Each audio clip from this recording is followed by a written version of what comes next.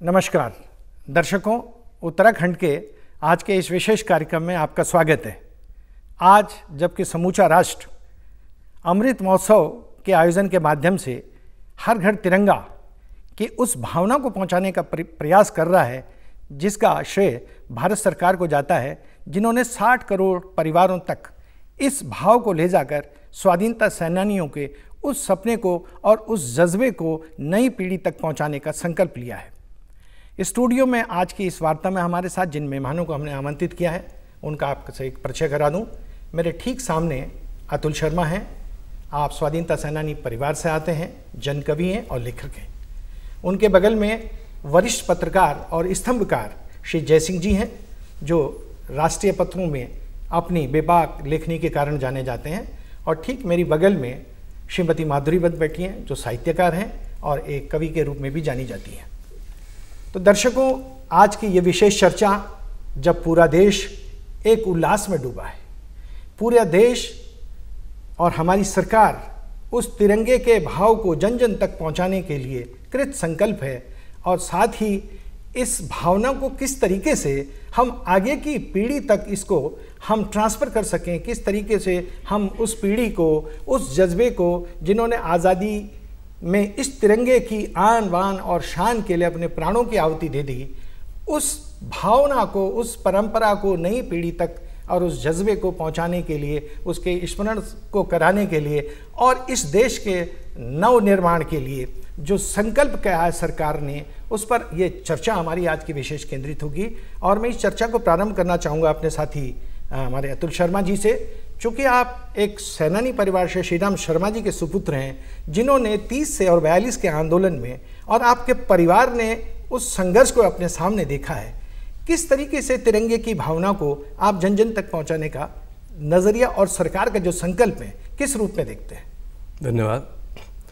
विजयी विश्व तिरंगा प्यारा, झंडा ऊंचा रहे हमारा। पार्षद जी का ये गीत सिर्फ गीत नहीं है, मुझे लगता है कि ये एक आत्मा है उस पूरे संघर्ष की जी। क्योंकि लोगों ने इस गीत को गाते गाते बलिदान दिया है, इस गीत को गाते गाते संघर्ष किया है, आज़ादी की बलिवेदी पर चढ़ गए हैं। इस गीत, ये सिर्फ गीत नहीं हुआ। और जब आज़ादी का अमृत महोत्सव मनाया जा रहा है और घर घर तिरंगे की कल्पना मैं करता हूँ, तो मैं योगी जी बताता हूँ, मैं तो भावुक हो जाता हूँ जी। मैं बिल्कुल दिल से आपको बात कर रहा हूँ। और मुझे याद आ जाता है पिताजी का वो चेहरा और 50 साल पहले का वो दृश्य, जब वहाँ पर किराए के मकान में तिरंगा लहराया करते थे 50 साल पहले। सुंदर। और सारे जो बच्चे थे उनको खादी के वस्त्र पहनाए जाते थे। माता जी श्रीमती रमा शर्मा, वो भी उसी तरह, और मिठाइयाँ बांटी जाती थी।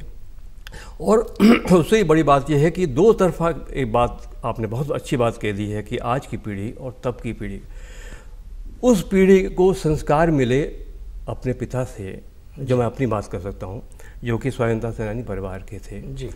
वहाँ से संस्कार मिले। और हमारे उस किराए के छोटे से मकान में, टीन के मकान में, बहुत छोटी सी कुटिया थी, उसमें ऋषि आया करते थे। ऋषि मैं कहता हूँ स्वाधीनता सेनानियों को, ऋषि आया करते थे। उसमें नरदेव शास्त्री हुए, नरदेव शास्त्री जी, परिपूर्णानंद पैनुली हुए, महावीर त्यागी जी हुए, किन किन का नाम इसमें हम ले सकते हैं, चंद्रावती लखनपाल हुए। बचपन हमारा उनके साथ जब बीता और संस्कार हमको मिले और झंडा हर राष्ट्रीय पर्व पर चढ़ाया उसमें लहराया जाता था, वो संस्कार कहीं ना कहीं बैठ गए। और आज की जो नई पीढ़ी है, श्रीराम शर्मा प्रेम की एक जो पुत्री हैं, उन्होंने जो घर घर तिरंगे पर गीत लिखा, हाँ ज़रूर, उसको मैं सुनाना चाहता हूँ। ज़रूर। एक तिरंगा लहराए, बस एक तिरंगा लहराए, एक तिरंगा लहराए, बस एक तिरंगा लहराए।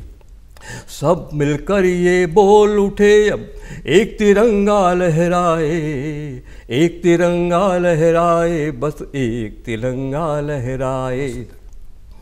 मंदिर मस्जिद बोल उठे हैं, एक तिरंगा लहराए, गिरजाघर गुरुद्वारे बोले एक तिरंगा लहराए, एक तिरंगा लहराए, बस एक तिरंगा लहराए, एक तिरंगा लहराए, एक तिरंगा लहराए।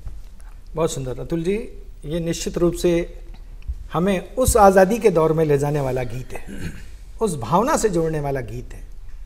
इस झंडे की कल्पना भी इस भारत की इसी साझी संस्कृति में रची बसी गई और इस झंडे का भी अपना एक अलग गौरव और एक इतिहास रहा है। मैं अपने वरिष्ठ पत्रकार साथी जयसिंह जी से यह अनुरोध करूंगा कि हमारे दर्शकों को इस झंडे के इतिहास और उस भाव से कुछ अपनी जानकारी के साथ अवगत कराने की कोशिश करेंगे। श्री जयसिंह रावत जी। देखिए, जो झंडा होता है किसी भी राष्ट्र का, उसके स्वाभिमान का उसका प्रतीक होता है। तिरंगा हमारे आन बान शान का ही प्रतीक नहीं है, बल्कि हमारे उसूलों का, हमारे जीवन मूल्यों का, हमारे जो आदर्श हैं, जो हमारे टारगेट हैं, हमारी रचनाशीलता का, इसका सबका प्रतीक है अब ये तिरंगा। अब सवाल ये है कि झंडे कब से हैं दुनिया में? ये केवल हमारा ही झंडा नहीं है। आप जो भी देखते हैं संसार में तो झंडों का इतिहास है, और वो तब से जब से युद्ध आपने होते थे, युद्धों में क्या होते थे, झंडे लेके चलते थे, ध्वजवाहक होते ध्वज। हाँ, मेरी समझ से ये था कि तो ध्वज जब जीत के आते होंगे तो उस प्रतीक को कहाँ रखेंगे, तो ऊंची जगह पर रखने का रिवाज हुआ, तो डंडे पर लटका के उसको फहरा के ये प्रतीक रहा होगा।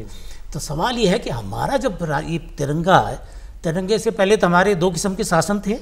एक तो ब्रिटिश टेरिटरी थी, वहाँ यूनियन जैक होता था, और यूनियन जैक का इतना पुराना इतिहास है, 1600 समथिंग से उनका यूनियन जैक का है।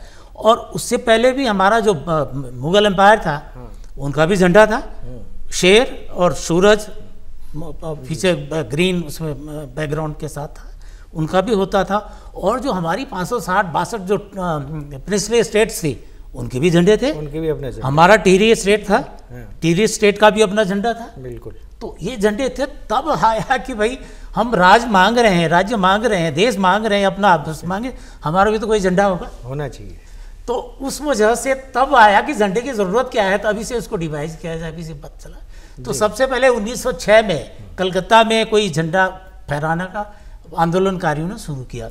उसके बाद 1907 में भी हुआ, फिर 1916 में हुआ। लेकिन एक जो थे पिंगले साहब, जो हम घर घर तिरंगे की बात कर रहे हैं, जिस व्यक्ति ने ये डिवाइस, जिसका डिजाइन बनाया है ना, उसका नाम बहुत, मेरे ख्याल से बहुत कम लोग जानते थे। ये पिंगली वेंकैया थे, आंध्र प्रदेश के थे, और वो जियो साइंटिस्ट थे, वहाँ कैम्ब्रिज में पढ़ने गए थे वो। जी। तो तभी से वो जब साउथ अफ्रीका गांधी जी से तो प्रभावित थे, तो वहीं जाके मिले, तो उनके भक्त थे। तो तब जब बात हुई कैसे होगा झंडा, तो उन्होंने एक बुक निकाली, 24 डिजाइन उसमें बनाए।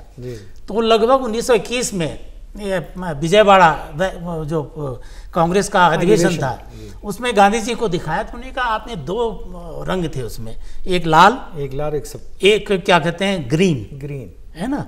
तो फिर ग्रीन का मतलब एक हिंदू का और एक मुसलमान का। उन्होंने कहा भाई ज़्यादा मेजॉरिटी यहाँ जो डेमोग्राफी वही है, तो इसलिए करो। गांधी जी ने कहा एक तीसरा भी करो, इसमें व्हाइट लगाओ। व्हाइट भी लगाओ। तो व्हाइट के कई और मतलब भी हैं, और ये है कि ये प्रतिनिधित्व करेगा सर्व समाज का, पूरे भारतीय समाज, पूरे भारत का। जी। तो इस पर बात आई कि लोगों को पची नहीं बात, कहा भाई ये कम्युनल हो रहा है, हम हमारा राष्ट्र ध्वज है कि हम धर्मों का प्रतीक है।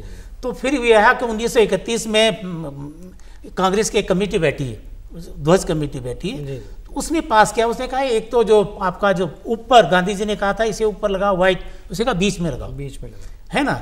उसमें कहा कि इसे बीच में लगाओ, चरखा लगा दिया। गांधी जी का चरखा ही था। चरखा सृजनात्मक का था, उद्यमशीलता का प्रतीक था, आत्मनिर्भरता का प्रतीक था। और इस तरह से पहला जो 1931 में कांग्रेस के अधिवेशन में पास किया गया, थोड़े दिन के बाद जवाहरलाल नेहरू ने उसे कर दिया। अब फिर क्या हुआ कि चलता रहा, तो झंडे का तो आम रिवाज हो गए, जहाँ भी अधिवेशन होते थे वो पहले झंडारोहणी होता था, झंडे गीत गाए थे। तो संविधान सभा ने 22 जुलाई 15 अगस्त से पहले 22 जुलाई 1947 में इसे अडॉप्ट किया। तो ऑफिशियली हमारा संवैधानिक बन गया वो। तो उसमें जो चरखा था, चरखा हटा के चक्र, धम्म चक्र जिसे कहते हैं, धर्म चक्र है ना, उसमें 24 जो है स्पोक्स हैं, है ना, तो उनके मतलब हैं इतने। जी जी जी जी। तो हमारा झंडा उसके बहुत सारे मतलब है। केसरिया है, उसका बहादुरी का है, शौर्य का है ना, शक्ति का प्रतीक है, बीच में शांति का प्रतीक है, नीचे आपका उर्वरकता का प्रतीक है ना, ग्रीनरी का प्रतीक है, बीच में उसको जो अशोक का, अशोक की है समझिए, तो वो अशोक का सम्राट का उस तरह किया गया। और पहली बार भारत के पहले प्रधानमंत्री ने जो कहते हैं tourist with of the destiny, जो पहला उनका भाषण था नेहरू जी का, तो जब झंडा फहराया गया तो वो ऐतिहासिक भाषण झंडे के बाद यस। फिर उसके बाद जब हमारा संविधान लागू हुआ 26 जनवरी 1950 को, फिर तब लहराया गया। उसके बाद ये चला आ रहा है, इसकी परंपरा चली आ रही है। तो ये हमारे लिए, हमारे इसके पीछे बहुत सारे लॉजिक हैं, मतलब ये तीन तो हैं ही हैं। ठीक है जयसिंह जी, इसके बाद फिर इसमें चर्चा होगा। और वो पिंगैया जिसका जन्मदाता है, उसकी शताब्दी पर एक डाक टिकट भी जारी हुआ। डाक टिकट जारी हुआ। हमारे इस स्वाधीनता आंदोलन और तिरंगे के साथ हमारे दूरस्थ क्षेत्रों में कहीं लोग छुप से गए हैं जिन्होंने इस तिरंगे की शान के लिए अपने प्राणों की आहुति दी। ऐसे दुर्लभ कुछ प्रसंग मैं माधुरी भट्ट से चाहूँगा। जी बिल्कुल। सीमांत के क्षेत्र में हमारे किस तरीके से आप इस कार्यक्रम को देखते हैं? बिल्कुल, देखिए ये जो तिरंगे की बात जहाँ आती है जी, तो हमारे उस समय जब हमारा देश जो है गुलामी की जंजीरों में जकड़ा हुआ था, तो बच्चे बूढ़े जवान सभी लोग इसमें जुड़े हुए थे। जी। तो एक बच्ची असम गोहपुर की, जिसका नाम के लोग कम जानते हैं, कनकलता बरुआ, वो बचपन में ही उसके माता पिता जो है उसको छोड़ गए, स्वर्ग सिधार गए, तो उसकी नानी उसको अपने पास ले गई। तो इनके मामा हुआ करते थे यदुराम बोस और देवेंद्र नाथ जी। तो दोनों ही जो थे वो क्रांतिकारी थे। तो बच्ची जो है अपनी मामा जी से इतनी प्रभावित हुई, वो कहानियाँ सुनती थी कि देश में ऐसा हो रहा है, हम जो है गुलाम हैं। तो बच्ची के मन में बचपन से ही वो जो नींव पड़ती चली गई। लेकिन हुआ क्या कि होते होते जो है ये, हालांकि ये जाया करती थी अपने मामा जी के साथ में, और ज्योति प्रसाद जो कि असमी गीत, देश भक्ति के जो गीत गाया करते थे, उसका बहुत ज़्यादा प्रभाव इस बच्ची पे पड़ता गया। और इस बीच क्या हुआ कि यदुराम बोस और देवेंद्र नाथ जी को सन 1931 में इनको देशद्रोही करार कर दिया गया और ये जेल के सलाखों में चले गए। अब बच्ची अकेली हो गई। अब ये सोची मुझे तो जो है देश के लिए कुछ करना है। सोचिए 7 वर्ष की बालिका, क्या उम्र होती है 7 वर्ष की, लेकिन जज्बा एक अंदर जब होता है तो इस बच्ची ने जो है अपने ही उम्र के बच्चों की टोली बनाई और तिरंगे को जो है सचिवालय पे लहराने के लिए प्रण लिया कि हम सचिवालय पे तिरंगा लहराएंगे। तो जब ये इनकी टोली आगे बढ़ने लगी तो कनकलता सबसे आगे थी और ये नेतृत्व कर रही थी। तो अंग्रेज़ों ने, लॉर्ड कर्जन उस समय थे, तो उन्होंने जो है धमकाया कि तुम लोग पीछे हटो नहीं तो हम गोली मार देंगे। बालिका बोली कोई बात नहीं, हम अपने देश के लिए जान दे सकते हैं लेकिन पीछे हम नहीं हट सकते। और बालिका जो है बिल्कुल साहस के साथ आगे बढ़ती रही, तिरंगा एकदम हाथ पे उठाया रहा। अब हुआ क्या, अंग्रेज़ों ने गोली दागनी शुरू कर दी। गोलियां चली धाएं धाएं धाएं। बालिका को गोली लगी सीने पे, लेकिन देखिए उस बालिका का आप जज्बा देखिए, उसने तिरंगे को ऊपर, जैसे गोली लगी तिरंगा ऊपर और वो जमीन में। अब उसके बाद देखिए जो बालक और पीछे थे वो एक एक करके उस तिरंगे को ऊपर पकड़े रहे। बच्चे नीचे जमीन पे गिरते चले गए, लेकिन इस बीच जो है गांव वाले लोग आ गए और फिर बड़े लोगों ने फिर उस तिरंगे को उठाया, नीचे नहीं गिरने दिया, किसी ने भी जमीन पे नहीं गिरने दिया। और फिर अंग्रेजों को यहाँ पे झुकना पड़ा और सचिवालय पे, असम के सचिवालय पे जो है तिरंगा फहराया गया। तो इसी तरह की कहानी हमें मिदनापुर बंगाल में भी मिलती है। हाजरा एक बड़ी निरक्षर महिला, जिसकी बचपन में शादी कर दी जाती है एक 61 साल के आदमी के साथ, लेकिन वो देखती थी कि जो तिरंगे को लेकर जुलूस निकल रहा है, उस तिरंगे के जुलूस को देख के वो ये कहती थी कि लड़ाई बहुत लंबी है लेकिन आदमी बहुत कम है। और एक दिन वो इस भाव को लेकर वो कहती है कि ये कारवां तभी तो बनेगा जब मैं इसमें शामिल होंगी। बिल्कुल। और एक दिन वो तिरंगे के लिए शामिल हो जाती हैं। और ठीक इसी तरह का 1942 के आंदोलन में एक किस्सा है कि वो तिरंगे को लेकर चलती है प्रदर्शनकारियों के साथ, उस पर गोली लगती है, हाथ पे लगती है, लेकिन तिरंगा तब भी नीचे नहीं झुकता। बाद में पुलिस देखती है कि तिरंगा को लेकर अभी भी ये दौड़ रही है और आखिरकार पुलिस उसके माथे पे गोली मारती है, वो गिरती है, लेकिन तिरंगे को उसने उसकी आन और बान में कोई कमी नहीं आने दी और लोग आगे इस तरह की कहानियों से हमारा। अल्मोड़ा क्या था, अल्मोड़ा में विक्टर मोहन जोशी, ये सारे लोग रहे हैं। और तिरंगा जो हमारे उत्तराखंड में आया वो 1930 से इसका देखने को मिलता है कि नैनीताल में भागीरथी देवी और गोविंद बल्लभ पंत ने जो नमक सत्याग्रह चला वो प्रतीकात्मक तो देहरादून में था तिरंगे को लेकर, लेकिन अन्य क्षेत्रों में जो गढ़वाल और कुमाऊं के दूरस्थ हिस्से थे वहाँ हमारी महिलाओं ने अपने नेताओं के जो पुरुष वर्ग था उसके साथ तिरंगे को लेकर, तो भागीरथी देवी का जिक्र आता है, कुंती देवी का जिक्र आता है कि उन्होंने सबसे पहले नगर पालिका में ध्वज फहराया अल्मोड़ा। अब ये जो भाव था शर्मा जी, अतुल जी, ये किस तरीके से आप उन जो गीत थे उस समय ये तिरंगे से जुड़े हुए, किस तरीके से आप उनको व्यक्त करना चाहेंगे हमारे दर्शकों के लिए? जी हाँ, बहुत ही प्रेरक बातचीत कर रहे हैं। मैं समझता हूँ कि ये बहुत ही महत्वपूर्ण चर्चा आज हुई है यहाँ पे, और इस सब को लेकर अगर हम तिरंगे की भावना की बात करते हैं, तिरंगे की अवधारणा की बात करते हैं, तो गीतों में वो अवधारणा है। जैसे गीतों को बहुत बड़ा महत्व रहा है, मतलब आज़ादी के आंदोलन ही नहीं, सब जगह वो प्रेरित करते हैं, उद्वेलित करते हैं, अपनी भावना जो हम कह नहीं पाते हैं वो गीतों में आ जाती है। उसका एक बहुत बड़ा उदाहरण वंदे मातरम है। वंदे मातरम। और एक जो विशेष मुझे इस समय याद आ रहा है वो है सरफरोशी की तमन्ना अब हमारे दिल में है, बिस्मिल साहब, देखना है जोर कितना बाजुए कातिल में है।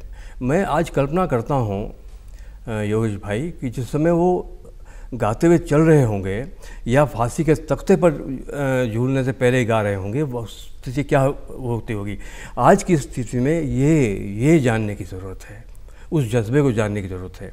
वो किस तरह से गुनगुनाया करते थे, अगर आप कहें तो मैं गुनगुनाता। ज़रूर।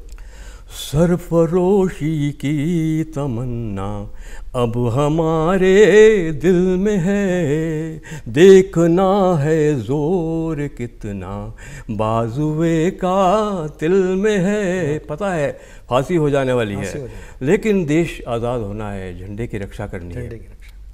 वक्त आने दे बता देंगे तुझे आसमां, हम अभी से क्या बताएं क्या हमारे दिल में है। सरफरोशी की तमन्ना अब हमारे दिल में है। ये सिर्फ गीत नहीं है, ये पूरी परंपरा है, ये पूरा इतिहास है, रक्त में बहता है, ये जीन्स में चला जाता है ये देशभक्ति। ये कुछ सिर्फ गीत, लिखे हुए गीत नहीं है, ये जिंदा गीत हैं। और मुझे पगड़ी समाल जट्टा की भी याद आती है, मुझे गोरदा की याद आती है। गोरदा ने एक अद्भुत काम किया था जो मैं यहाँ पर कहना चाहता हूँ। उन्होंने क्या किया है, होली गायन बहुत प्रसिद्ध है कुमाऊँ की। होली गायन को उन्होंने राष्ट्रभक्ति में जोड़ दिया और कुमाऊनी और हिंदी और ब्रज भाषा में उन्होंने वो गीत शुरू कर दिए। अब अंग्रेज़ घर घर जाकर उन गीतों को कैसे रोकते? बिल्कुल, ये एक ऐसी अद्भुत घटना पूरी विश्व में हुई है, लोक से जोड़ दिया। बिल्कुल अतुल जी, मैं फिर से आपके पास आऊँगा। जयसिंह जी, जो इस भाव है इस तिरंगे की यात्रा को लेकर, देश भर में तिरंगे की यात्राएं हो रही हैं, हमारे केदारनाथ में भी और सीमांत क्षेत्र में भी जो जोशीमठ का बिल्कुल तिब्बत से लगा हुआ है, 15 अगस्त को वहाँ लोक उत्सव के रूप में मनाया जाता है। केदारनाथ में इस समय तिरंगे को लेकर एक मानव श्रृंखला बनाई जा रही है। हम कुल मिलाकर इन कार्यक्रमों का आयोजन के पीछे जो सरकार का ध्येय है कि हम नई पीढ़ी को संस्कारवान करें, आप किस रूप में चाहेंगे कि इस पीढ़ी को ये भाव हम उनको ट्रांसफ़र कर सकें, उस भाव को हम फैला सकें जन जन तक? बहुत संक्षेप में टिप्पणी। उससे पहले मैं थोड़ा सा एक याद आ रही है मेरे को, विक्टर मोहन जोशी बहुत बड़े पत्रकार हुए हैं, बहुत बड़े फ्रीडम फाइटर थे उत्तराखंड के। जी बिल्कुल। वही झंडा फहराने का, म्यूनिसिपैलिटी पर झंडा फहराने गए थे और गोरखा सैनिक ने उनको इतना खुंखरी से काट डाला और वो जिंदगी भर फिर अपाजी ही रहे, विक्षिप्त हो गए थे उस झंडे के लिए, इस उत्तराखंड निवासी। दूसरी बात, अभी सरफरोशी की तमन्ना आई, हमें गर्व के साथ कह सकते हैं कि वो सरफरोशी की तमन्ना राम प्रसाद बिस्मिल लिख तो गए थे, छपा नहीं पाए थे। तो हुलास वर्मा जी ने यही देहरादून के, बिल्कुल फ्रीडम बहुत नामी स्वाधीनता उन्होंने देहरादून में वो छापी सरफरोशी की तमन्ना, और वो जब्त हुई। वो प्रतिबंधित था, वो प्रतिबंधित थी। नेशनल आर्काइव से मैं लेके आया था, उसकी कॉपी लेके आया था, वो बात थी। दूसरी बात आपका जिक्र है कि हमारे बॉर्डर एरिया तक में हर साल ये परंपरा है, नीति माणा में होता है, क्योंकि ये राष्ट्रीय ध्वज हमारी अथॉरिटी का प्रतीक है ना, अस्मिता के नहीं, हमारी संप्रभुता की भी, टेरिटोरियल इंटेग्रिटी एंड द सुवरेनिटी का प्रतीक है, और वो हमारा बॉर्डर इलाका है। वहाँ हमें हर साल आप, क्योंकि आप भी एडमिनिस्ट्रेशन में रहे हैं, आप उस जिले में भी आपने काम किया है, मैं गया हूँ, तो वहाँ हर बार तो उसका बड़ा होती तक जाना पड़ता है, आइडेंटिफाई करना पड़ता है, ये हमारा इलाका है, झंडा लेके जाना होता है अतुल जी, और झंडे को गाड़ के आते हैं, गाड़ के आना होता है कि दिस इज अथॉरिटी, दिस ये हमारा संप्रभुता, हमारे सोवरेन उसके का टेरिटरी है, इसे गवर्नमेंट ऑफ इंडिया की है, भारत सरकार की है। तो वो झंडा हमारा प्रतीक है भारत की संप्रभुता का, दुनिया के सबसे बड़े लोकतंत्र के स्वाभिमान का प्रतीक भी है। इसलिए हमारा तो केवल वो एक कपड़ा नहीं है, केवल 3 रंग नहीं है, उनका भावनाओं को हमारी पीढ़ी को, आने वाली पीढ़ी को समझने की ज़रूरत है। और अगर इस समय घर घर तिरंगा या हर तिरंगा जो भी हो रहा है, तो वो केवल उसके लिए नहीं होना चाहिए, प्रचार के लिए नहीं होना चाहिए। कई लोग तो ये खाली प्रचार करो, दिखाओ, फोटो खिंचाओ, उसकी भावना समझो, आत्मा से जोड़ने की, उसके आत्मा से जोड़ो, और उस तिरंगे के पीछे भावना क्या है, क्या उसके पीछे क्या आदर्श हैं, ठीक, क्या हमारे टारगेट हैं, वो सारे इसको समझने की जरूरत है। ठीक है जय सिंह जी, बिल्कुल।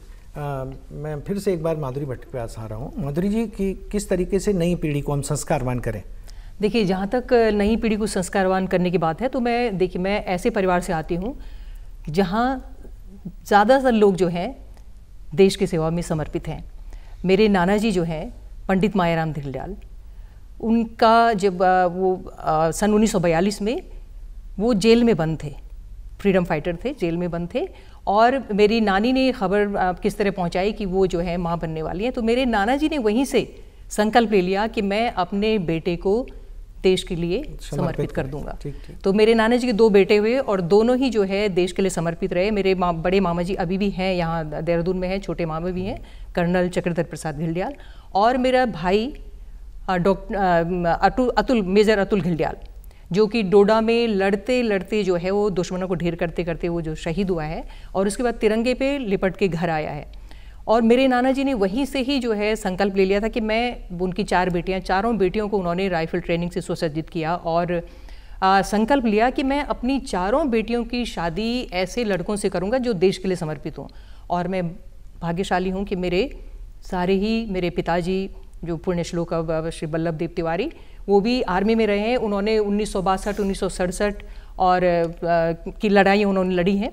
ठीक है माधुरी जी, मैं इस और बोलना चाहूँगी, और जो संस्कार की बातें आप कर रहे हैं, तो संस्कार, क्योंकि संस्कार हमें भी बचपन से मिले हैं, और जो तिरंगे के बारे में हम जो सोचते हैं कि ये जो घर घर तिरंगा जो है, ये तिरंगे के बारे में जब बच्चे जानेंगे कि तिरंगे की अहमियत क्या है, तो निश्चित रूप से आगे चल के ये जो है तिरंगे का और भी ज़्यादा हम लोग सम्मान करेंगे। हमारी आने वाली पीढ़ी जो है उसके बारे में ज़्यादा जानेगी कि किस तरह से तिरंगे का हमें सम्मान करना चाहिए और इसकी अहमियत है क्या। नहीं, थोड़ा सा इसमें इस चर्चा को धीरे धीरे करके, क्योंकि इस समय की भी बाध्यता है, मैं इसमें ये समझता हूँ कि अगर ये सारी चीज़ें हमारे स्कूली पाठ्यक्रम में शामिल हों, बिल्कुल, तो मैं सोचता हूँ कि ये हम पीढ़ी दर अपने आप इसको जन तक पहुँचाएंगे। तो सबसे पहले ज़रूरत तो मुझे ये समझ लगता है कि हम इसको पाठ्यक्रम तक जोड़ें। अतुल जी, बहुत संक्षेप में एक लाइन में आपकी इस पूरे कार्यक्रम पर आपकी प्रतिक्रिया दर्शकों तक पहुँचा। खाली यही है योगेश भाई, महान शहीद खड़ग बहादुर का नाम तो आपने सुना है ना? बिल्कुल। और आपने तो लिखा भी उस पर बहुत है, महान स्वाधीनता सेनानी। जी जी। और श्री राम शरण प्रेम ने उन पर एक लेख भी साप्ताहिक हिंदुस्तान में सन 52 में लिखा था उस समय। जी। मैं उस परिवार की बात कर रहा हूँ आपसे। वो तो शहीद हो गए, लेकिन उनका परिवार क्या हुआ, ये है नई पीढ़ी में आगे संस्कार ट्रांसफ़र करने की बात। उनकी बहन दुर्गा बहन जी मुझे राखी बांधती रही हैं जी, और मुझे अंतिम समय तक मुझे राखी बांधते, इस बार मेरी कलाई सूनी रहेगी, उनकी राखी नहीं आएगी। ये जो लगाव, ये जो आत्मीय, शहीद की बहन मेरी बहन, ये वाली जो आत्मिक भाव है, ये हमारे परिवार से, हमारे वातावरण से आया है। और जो आज़ादी का अमृत महोत्सव है और जो घर घर तिरंगे की बात है, इससे निश्चित रूप से ये आएगा, बढ़ेगा।